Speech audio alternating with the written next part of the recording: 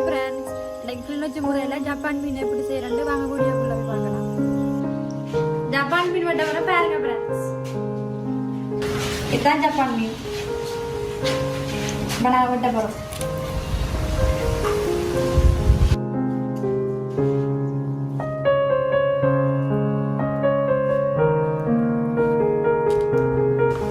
இப்போ சட்டையெல்லாம் பண்ணிட்டு இப்போ சேதில் வெட்ட போகிறோம்.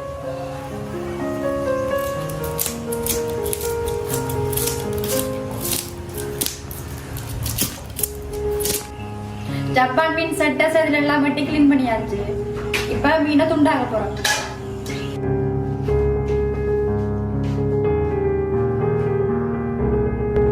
மீன் வெட்டியாச்சு. இப்போ நான்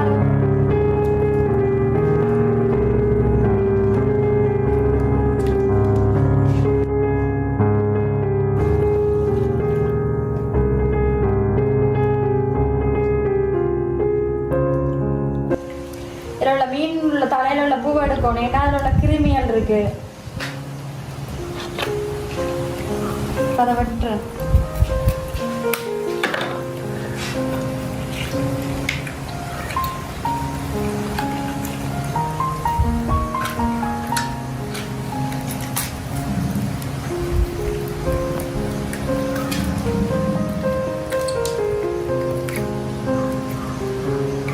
பூ வழி எடுத்தாச்சு. இது இப்படி கழுவணும். இந்த மீனில் உள்ள இந்த கருப்பு கூட அதெல்லாம் வெளியே எடுக்கணும். அதெல்லாம் மீண்டும் கூடாது. கண்டிப்பாக வந்து நான் கழுவி கிளீன் பண்ணியாச்சு. இப்போ சமைக்கிறதுக்கு கொண்டு வைப்போம். மீன் மசாலாக்குரிய தேவையான மசாலா ரெடி பண்ணுறேன். இப்போ பாத்திரம் வைக்கணும். அரைக்கரண்டி கடுகு, அரைக்கரண்டி வெந்தயம், ஒரு கரண்டி பெருஞ்சீரகம். இப்படிக்குள்ளாரே விட்டு ஒரு கிரண்டரில் போட்டு அரைச்சிட்டு ஒரு போத்தல வச்சுட்டு நீங்க அளவானதை போட்டா சரி. கறி சமைக்கிறது முன்னுக்கு மஞ்சள், மிளகாய் தூள், உப்பு, தேசிக்காய் புளி எல்லாம் போட்டு கொஞ்சம் பிரிச்சுக்க வச்சுட்டு சமைச்சா இன்னும் டேஸ்டா இருக்கும். காக்கரண்டி மஞ்சள் தூள், ஒரு கரண்டி மிளகாய் தூள், அரைக்கரண்டி உப்பு, இந்த தேசிக்காய்,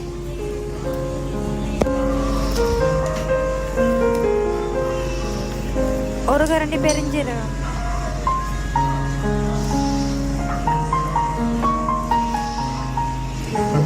இப்படி கையால மசாலா எல்லாம் மீன்ல வர்ற மாதிரி இப்படி கிளறி விடணும்.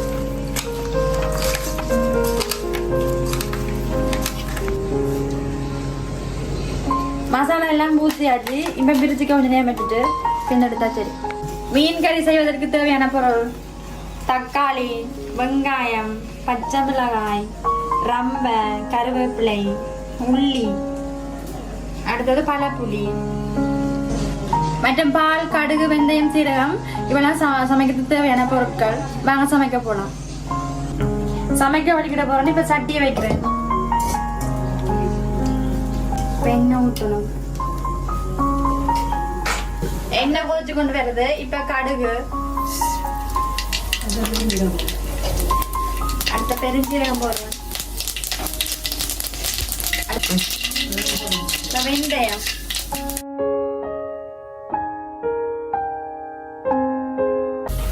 கடுகு வெடிச்சு கொண்டு வருது. இப்ப வெங்காயத்தை போட போறோம்.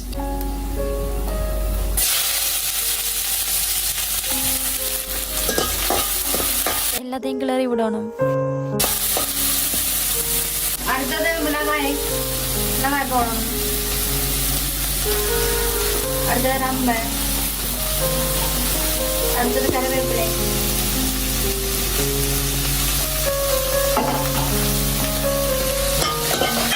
வெங்காயம் போட்டாச்சு. உப்பு போடுறோம்.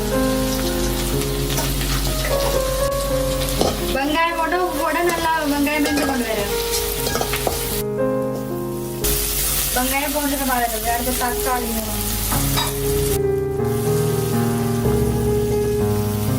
அடுத்தது உள்ளி போடும். தக்காளி நல்லா மசிஞ்சு அது மேலே வச்சு போடணும். இப்போ காக்கரண்டி மஞ்சள் தூள் போடணும், 3 கரண்டி மிளகாய் தூள், இவ்வளோனா குறைச்சி போடலாம் மிளகாய். அடுத்தது புளி தண்ணி விடுறேன். மீன் கூட கறிக்கு அளவான பாலை விடுங்க.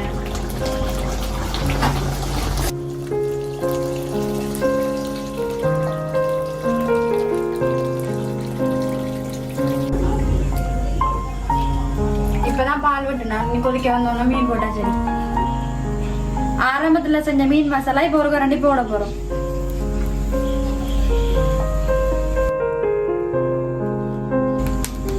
இப்ப மீன் போடுறேன்.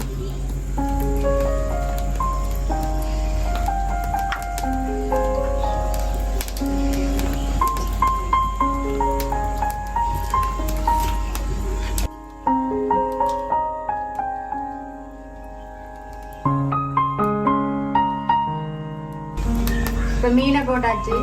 மூடியை போட்டு கொதிக்க வர வெயிட் பண்ணி கொண்டோம்.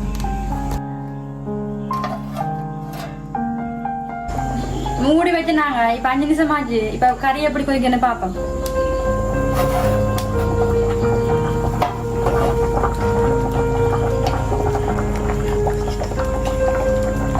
நல்லா கொதிச்சுட்டு மீன் காய் ஃப்ரெண்ட்ஸ், வணக்கம் வணக்கம். மீன் கறி செஞ்சாச்சு. இப்போ சாப்பிட்டு பார்த்தா எப்படி இருக்குன்னு சொல்றேன்.